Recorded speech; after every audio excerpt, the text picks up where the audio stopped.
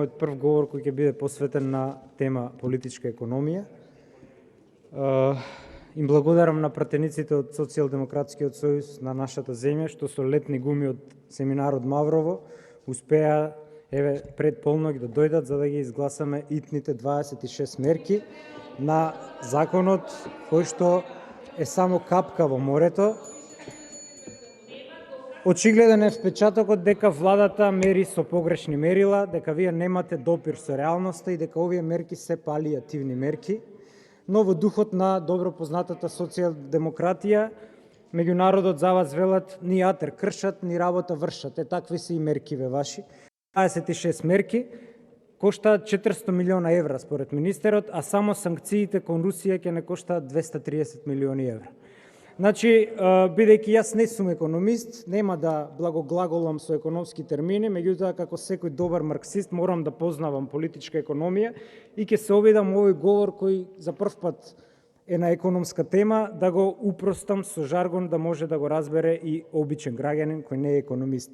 Не ви требаат, министре, 26 мерки, ви требаат 6 според мене области каде што вие реално, доколку сакате да ја подобрите оваа кризна состојба, можете да им овложите на граѓаните како влада, како власт која располага со нашите пари, а не со вашите пари.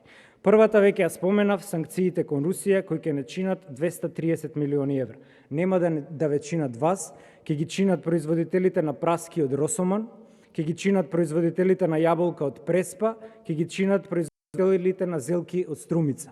Тие луѓе кои што се на дното од класната хиерархија во општеството, од земјоделскиот сектор, над 1/3 од своите производи ги извезуваа во Русија. Со вашата поданичка надворешна политика да се правите поголеми католици од папата, овие сиромашни луѓе ќе ги плаќаат вашите погубни политики.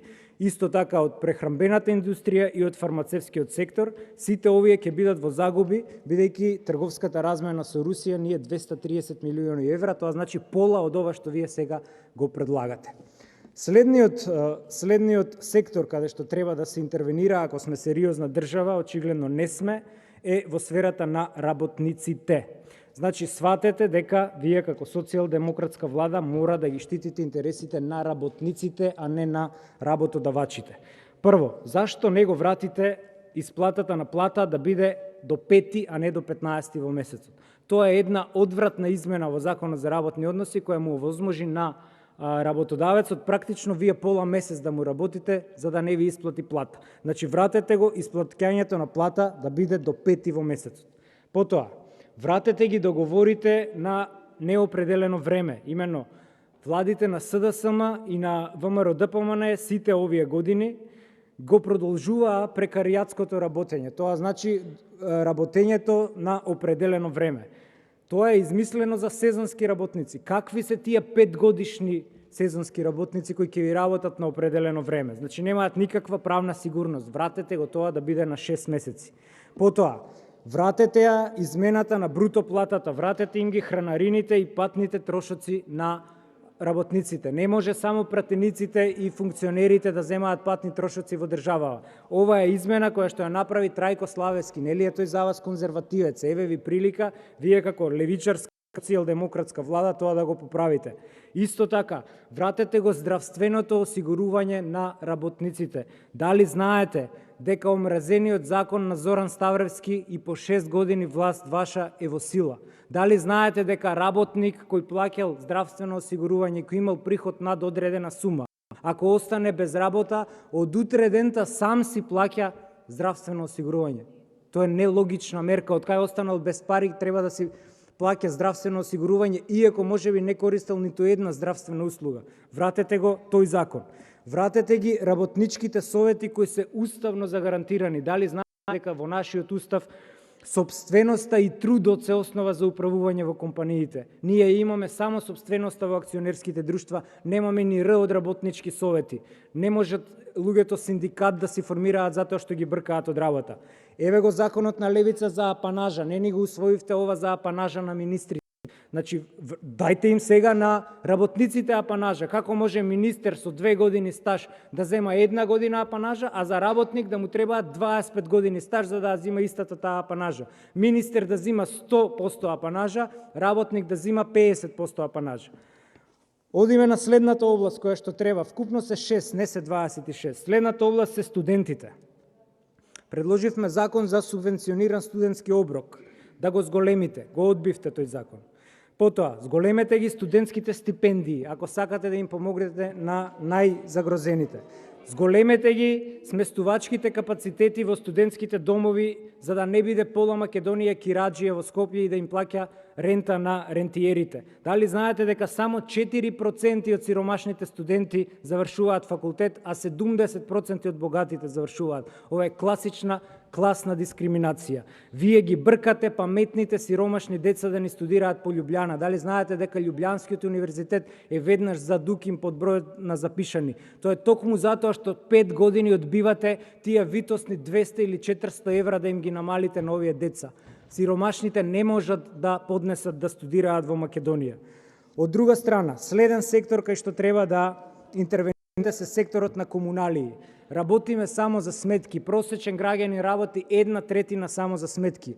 Зошто не ги намалите патарините? Па еден Груевски ги намали патарините во поблага криза од оваа. Дали знаете дека 1200 евра годишно ви е патарина од Штип до Скопје? На секој 20 км имате патарина. Еден австријец плаќа 100 евра за винетка за цела година, еден штипјанец плаќа 1200 евра. Кој е тој стандард што може ова да го издржи?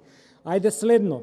Зашто дуќанџиите, занаетчиите, градинките, болниците, училиштата, факултетите ни плаќаат индустријска струја? Самиот назив индустријска говори дека треба да плаќаат индустријалците, а не да плаќаат дуќанџиите и трговците поединци, малите дуќани кои што ги имаат.